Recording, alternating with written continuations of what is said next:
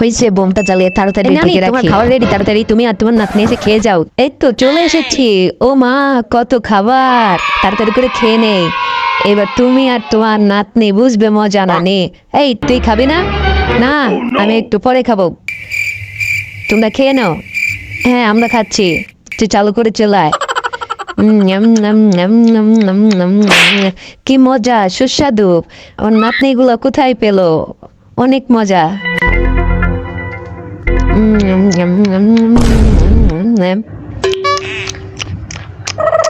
কি হলো, বোমটা ফাটে নাকি এখনো? না, আমাদের খাবার শেষ।